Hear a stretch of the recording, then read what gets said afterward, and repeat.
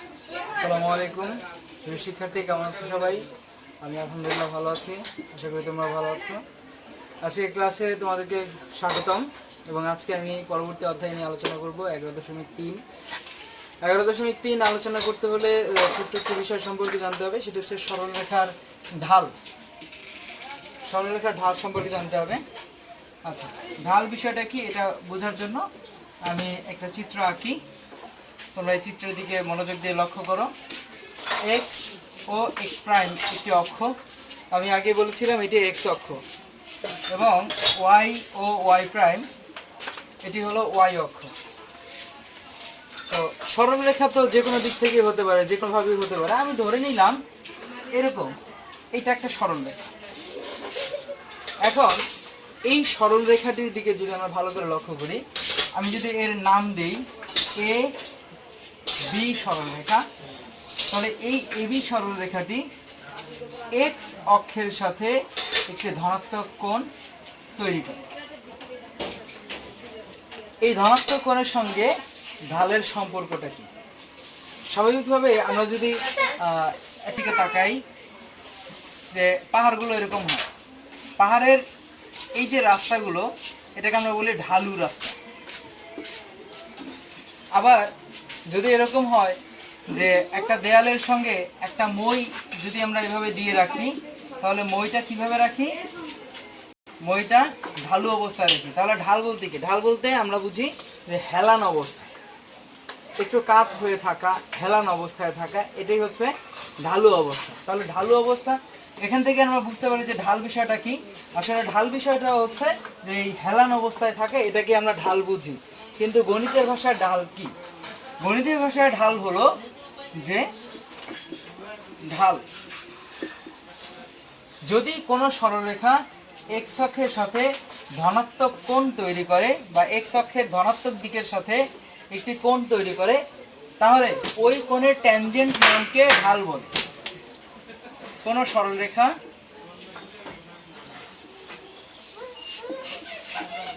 X অক্ষের সাথে যে কোণ উৎপন্ন করে,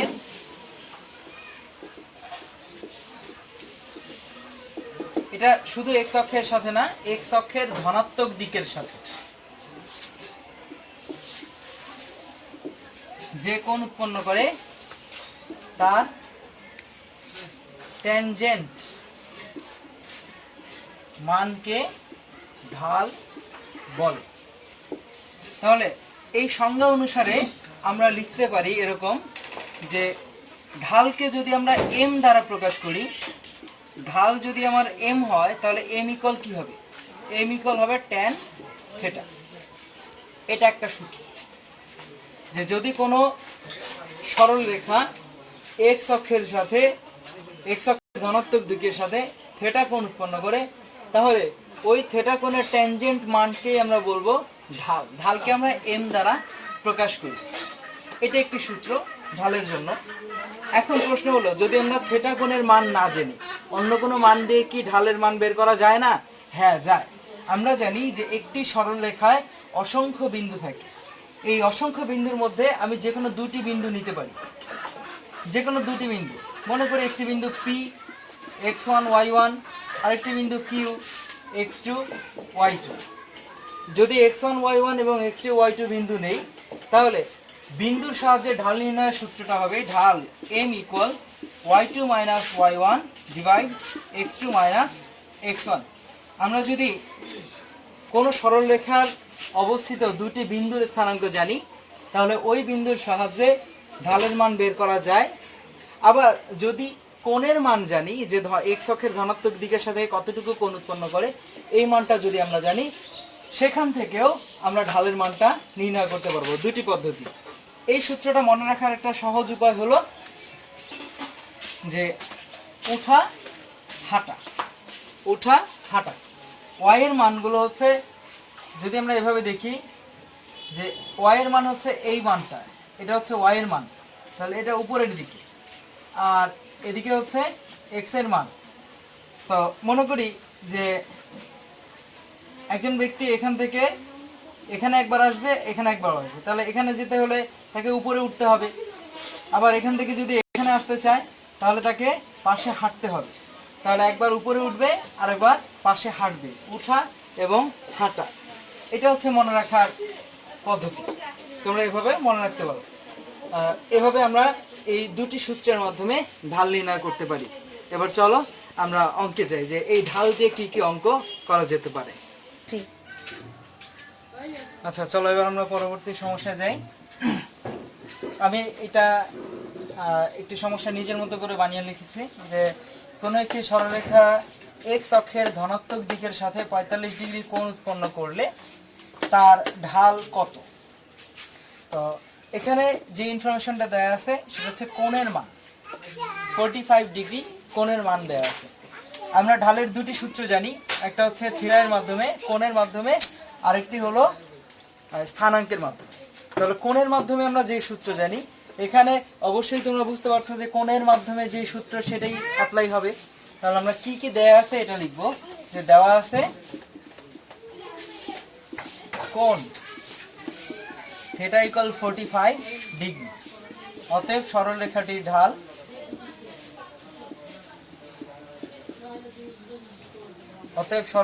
ঢাল m equal tan theta. tan এর জায়গায় tan থাকবে, থিটা এর মান হয়ে যাবে 45 ডিগ্রি, আর আমরা জানি tan 45 ডিগ্রি এর মান হলো 1। তাহলে এটি হবে আমাদের জন্য आंसर। ওই সরলরেখার ঢাল হবে 1, শুধু এতটুকু। এই ধরনের প্রশ্নগুলো ক এর জন্য থাকে। আমরা পরবর্তী প্রশ্নে যাই। আমরা পরবর্তী সমস্যা দেখি।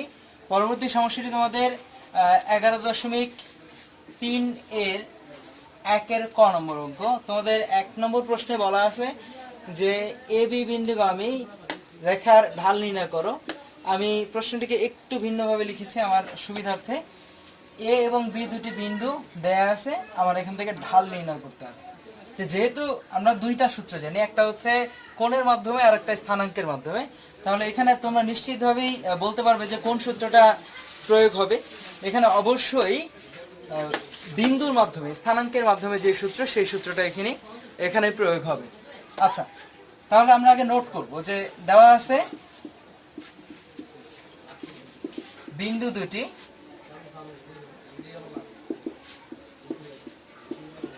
A5 - 2, A5 - 2 এবং B21, অতএব ঢাল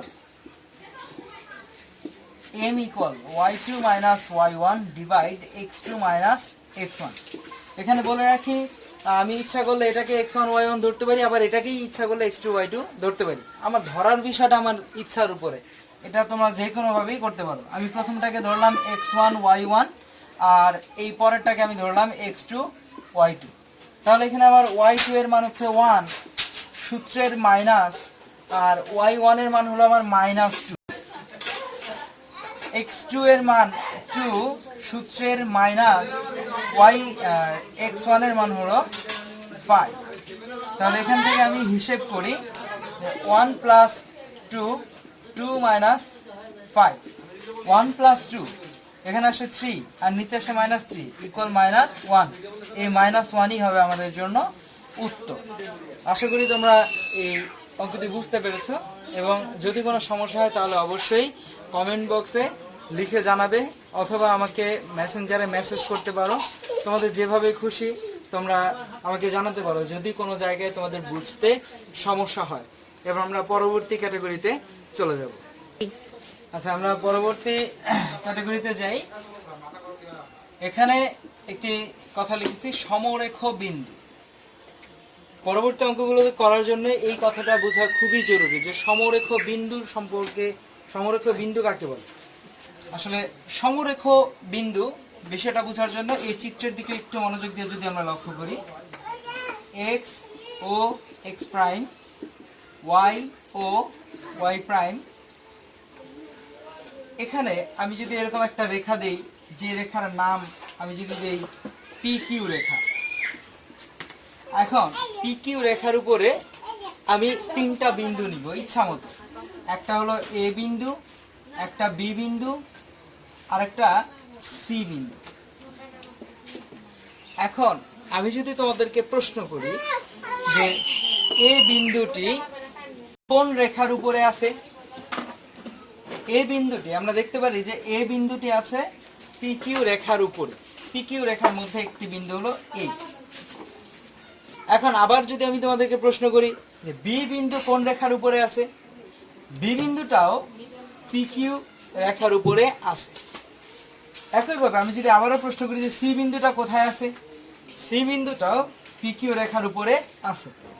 তাহলে এ বি সি এই তিনটি বিন্দুই আলাদা আলাদা জায়গায় কিন্তু একটি মাত্র রেখার উপরে আছে, সেই রেখাটার নাম পিকিউ রেখা। তাহলে এরকম অসংখ্য বিন্দু একটা রেখার মধ্যে থাকতে পারে। এদের মধ্যে থেকে যে বিন্দুগুলো আমরা নিব, অর্থাৎ যে সকল বিন্দু একই রেখার উপরে থাকে, ওই বিন্দুগুলোকে আমরা বলবো সমরেখ। তাহলে সমরেখ শব্দটার অর্থ কি দাঁড়ায়, যে একই রেখার উপর অবস্থিত। যদি কোনো বিন্দু একটি মাত্র রেখার উপরে অবস্থিত হয় তবে তাদেরকে সমরেখ বলা হয়। যেহেতু এখানে এ বি সি একই রেখার উপরে অবস্থিত, তাই আমি বলবো যে এ বি সি সমরেখ। এখন এই সমরেখ কিভাবে প্রমাণ করব গাণিতিকভাবে? গাণিতিকভাবে সমরেখ প্রমাণ করার জন্য আমরা আরেকটু ভালোভাবে এই জায়গাটাতে একটু লক্ষ্য করি। এখানে একটা কোণ উৎপন্ন হয়, থিটা কোণ। তো সবটাই তো একটাই রেখা, পিকিউ রেখা, তাই না? যদি এটা পিকিউ রেখা হয়, তাহলে এবার আমি যদি বলি এ আর বি যে রেখা উৎপন্ন করে, এই রেখাটা কি পিকিউ রেখা নয়? অর্থাৎ এবি রেখা যে কথা, পিকিউ রেখা একই কথা। আবার এসি রেখা যে কথা, পিকিউ রেখাও একই কথা।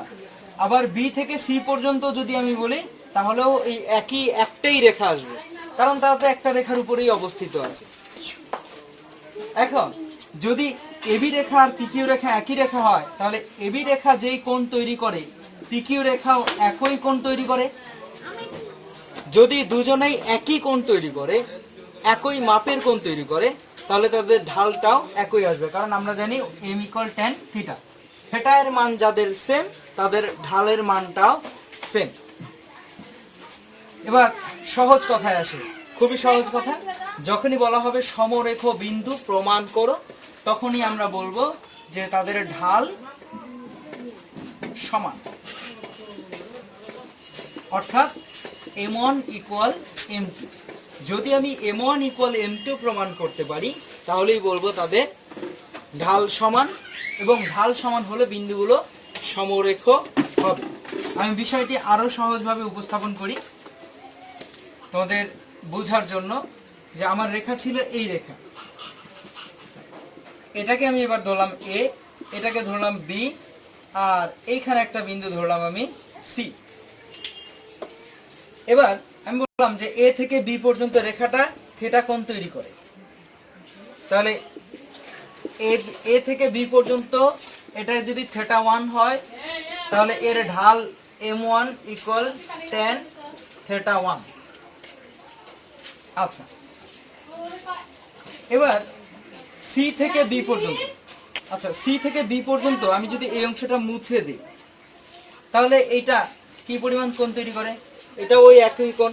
তাহলে এখানে যদি θ1 হয় বা শুধু থিটা হয়, তাহলে সি থেকে বি পর্যন্ত সিডি বা বিসি যাই বলি না কেন, এর কোণটাকে যদি আমি θ2 বলি, আসলে θ1 আর θ2 আলাদা কোনো কোণ না, ওই একটাই কোণ। তাহলে এদেরকে আমি θ1 θ2 না বলে শুধু থিটা বলতে পারি।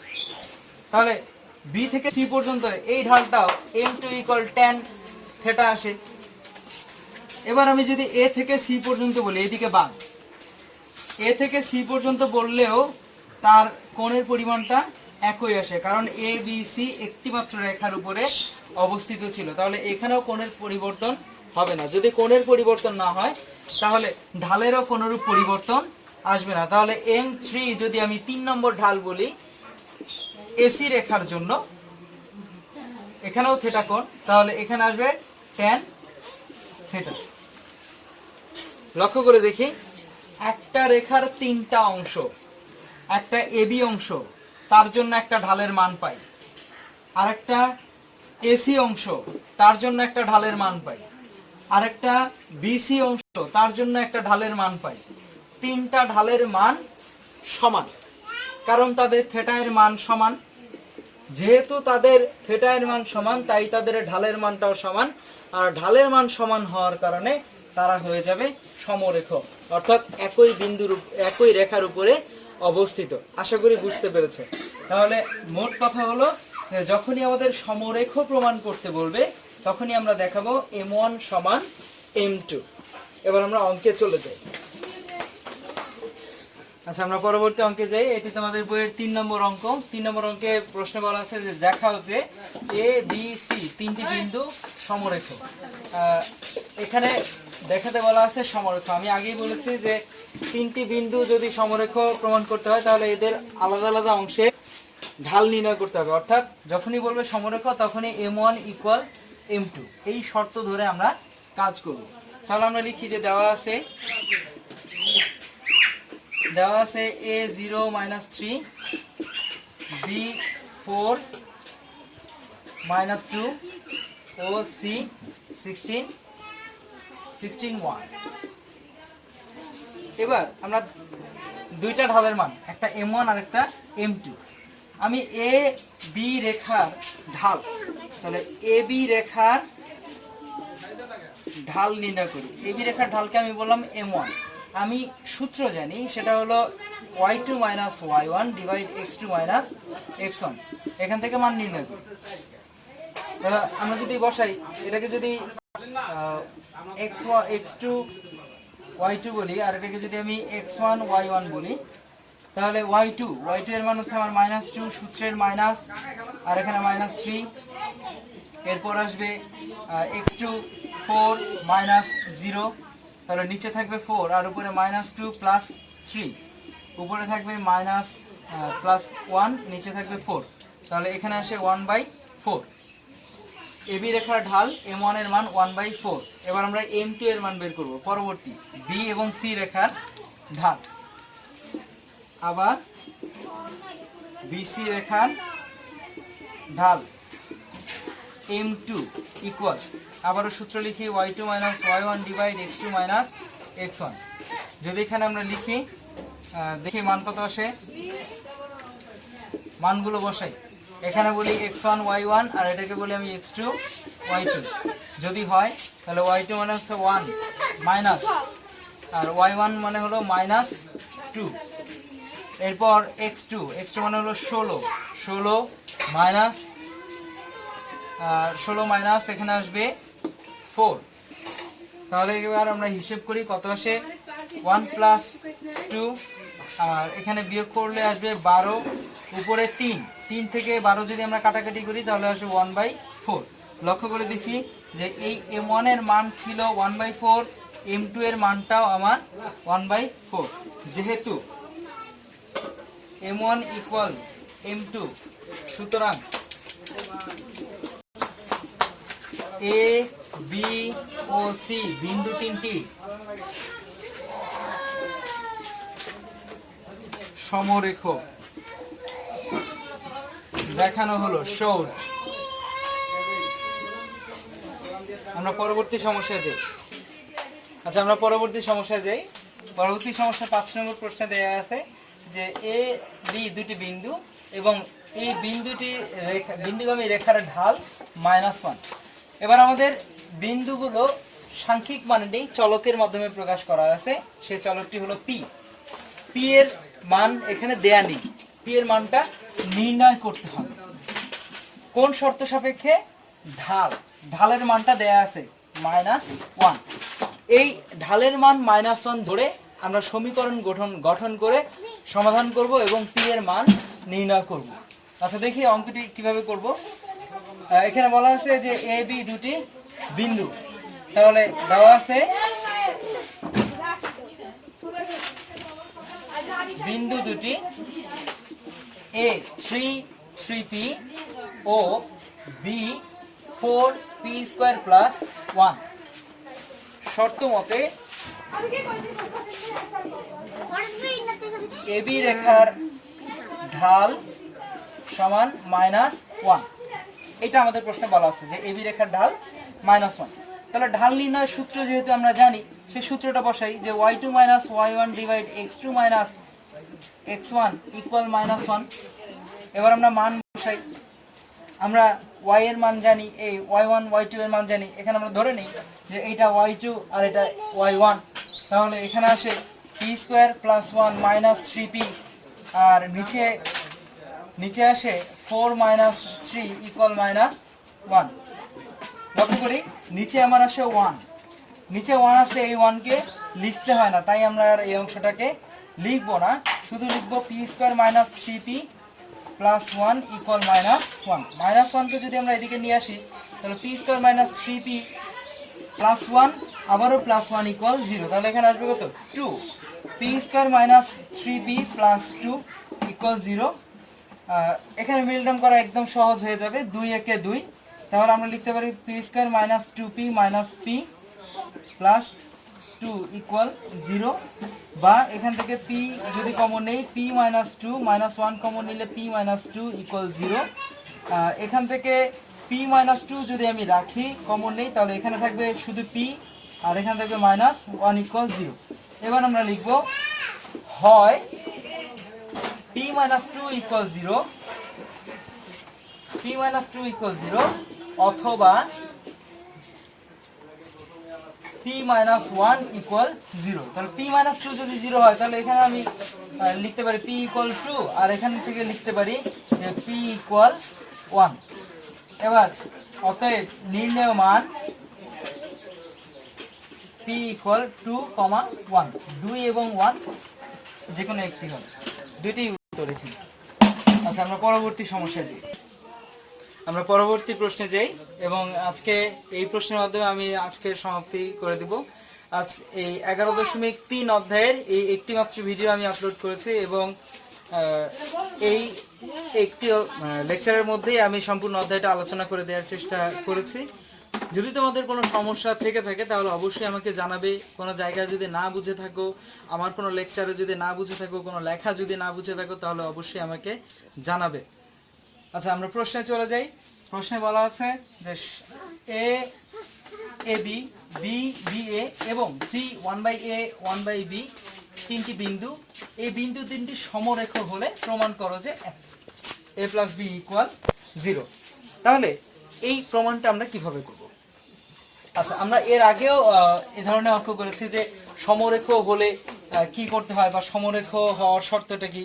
আমরা জানি যে সমরেখ হবে তখন যদি তাদের ছোট ছোট অংশগুলোর ঢাল সমান হয়, অর্থাৎ যখনই সমরেখ বলবে তখনই m1 ইকুয়াল m2, কোনো কথা নাই, দুইটা ঢাল সমান, m1 equal m2।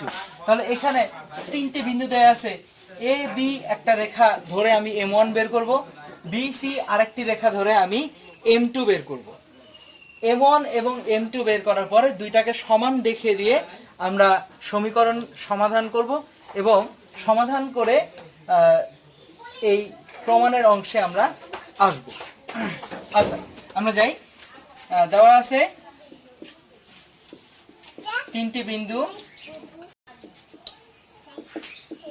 a ab, b ba O c 1/A 1/B।